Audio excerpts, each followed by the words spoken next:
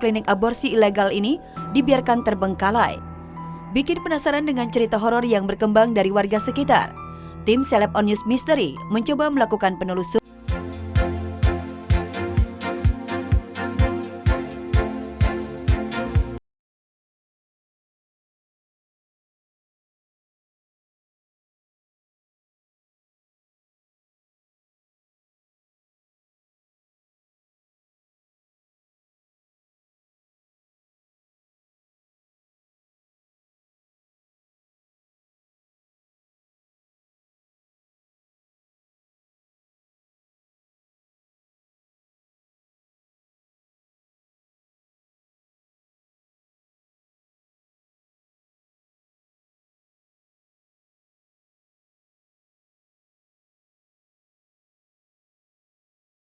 Menghilangkan kesedihan keluarga yang sedang berduka dalam perjalanan menuju pemakaman.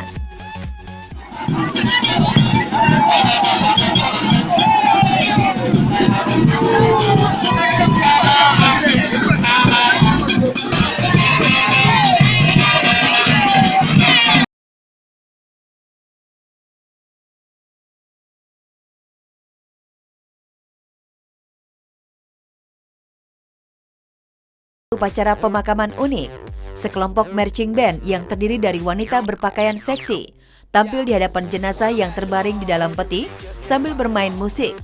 Mereka disewa oleh keluarga yang berduka untuk mengiringi peti jenazah hingga ke area pemakaman. Saat menuju area pemakaman, kelompok marching band itu membuat parade yang sangat meriah. Selain itu, ada juga kelompok pole dancer yang menari di atas mobil untuk mengiringi jenazah ke pemakaman. Tidak semua masyarakat Taiwan dapat menggelar prosesi pemakaman yang meriah itu. Hanya orang meninggal dengan status sosial yang kuat saja yang menggelarnya, karena menghabiskan biaya mahal. Lobang arang pidu kasidi paling pesa piakan pip. Podo biring Rambu Solo Toraja. Di Indonesia juga ada prosesi upacara pemakaman yang unik, yakni Rambu Solo di Toraja, Sulawesi Selatan. Masyarakat Toraja meyakini bila keluarga yang berduka tidak menggelar upacara Rambu Solo, arwah orang yang meninggal akan memberikan kemalangan kepada keluarga yang ditinggalkan.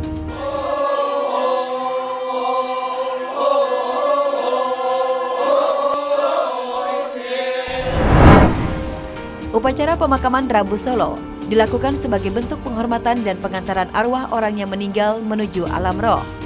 Upacara pemakaman Rambu Solo yang merupakan penyempurna kematian seseorang memiliki persyaratan yang harus dipenuhi keluarga. Satu di antaranya menyediakan hewan kurban berupa babi serta kerbau tedong bonga atau kerbau bule atau kerbau lumpur. Bagi masyarakat Toraja, hewan kerbau dipercaya dapat mengantarkan arwah ke Puya atau surga. Satu kerbau dihargai 500 juta hingga 900 juta rupiah per ekor.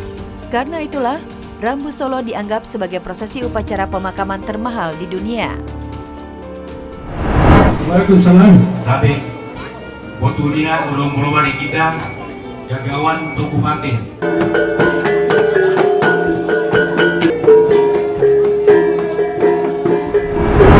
Mapati Gonggong Toli-Toli.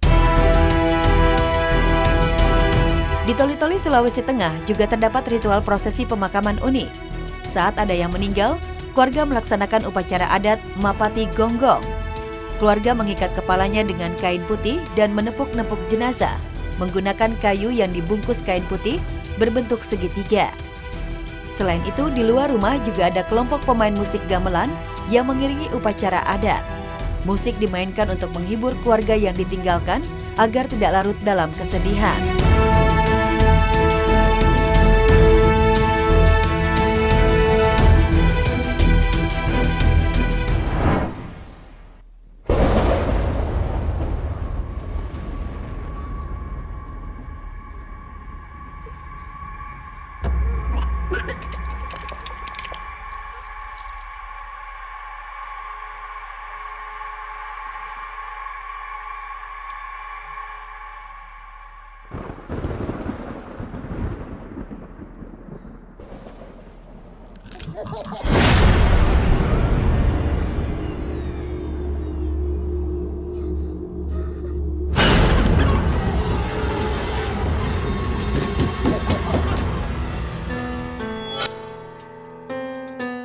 Penelusuran rumah aborsi.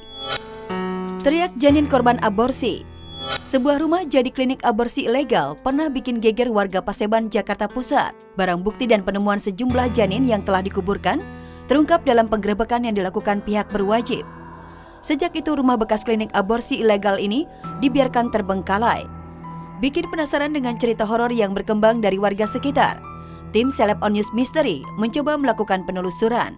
Kondisinya sih udah, kalau urusan dalam ya, kalau sepengetahuan saya lumayan parah karena informasi dari teman-teman juga banyak janin-janin yang berserakan. Kurang lebih masih janin-janin kecil lah. Nah, ini pas ini nih, itu buat buangan juga nih, sumur. Nih, mungkin kayak dapur gitu.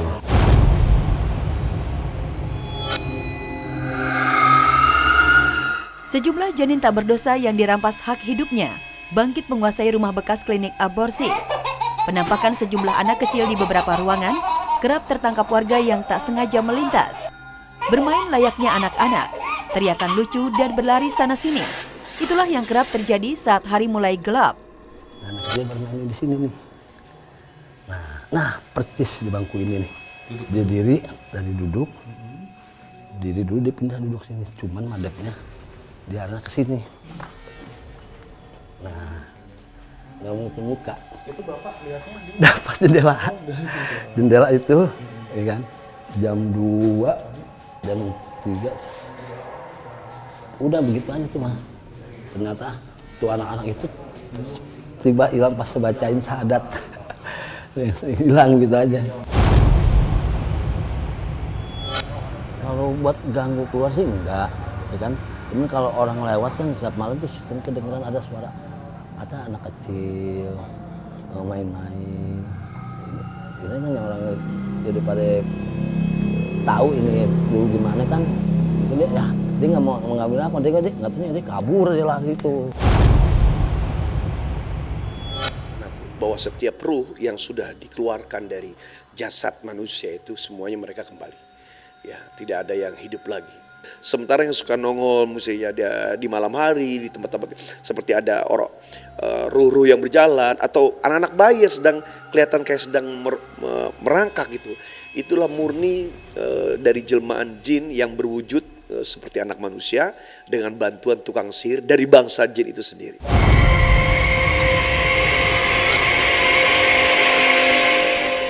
Bikin prihatin sekaligus bikin merinding. Kemunculan sosok anak tak berdosa dalam dimensi kehidupan yang lain diikuti pula dengan sosok perempuan yang muncul.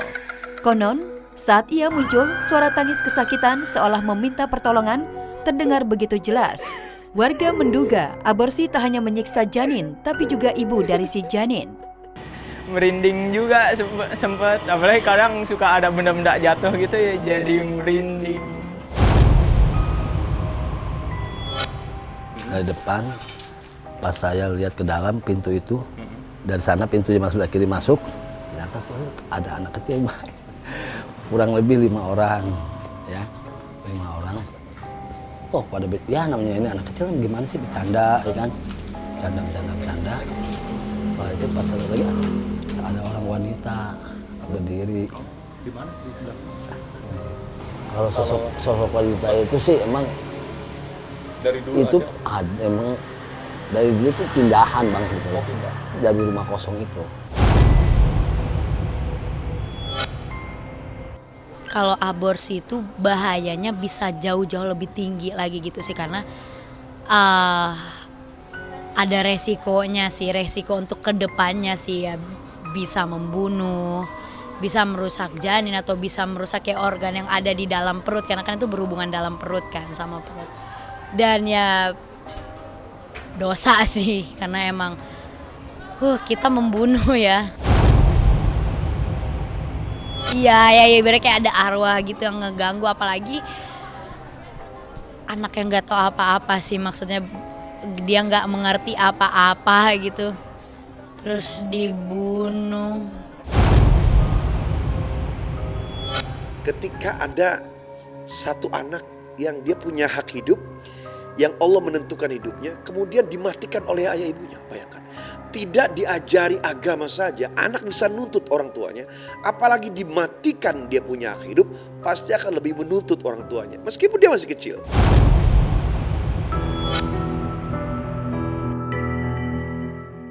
Hak hidup calon manusia dirampas oleh manusia lain. Berbagai sosok muncul seolah ingin menyampaikan bahwa mereka masih ingin hidup di dunia nyata. Faktanya, apa yang terlihat adalah dimensi kehidupan lain. Kemanakah sebenarnya anak-anak tak berdosa itu akan hidup jika hak hidupnya saja sudah dicabut lewat tangan-tangan keji manusia lain? Nah, mereka yang mati sebelum waktunya, ya, itu akan dalam bahasa Quran itu namanya wildanun mukhalladun. Jadi wildan mukhalladun, anak-anak yang dikekalkan. Ada anak kecil yang mati saat bayi, kemudian saat masih balita itu berada di bawah pohon, di surga itu bermain di taman-taman. Jadi 40 hari itu sudah dibuahi, sekitar 160 hari itu sudah berwujud bayi atau anak manusia ya. Diharamkan untuk membunuh di atas 40 hari karena sudah berbentuk. Ya, sudah sama dengan orang yang memang terlahir seperti kita.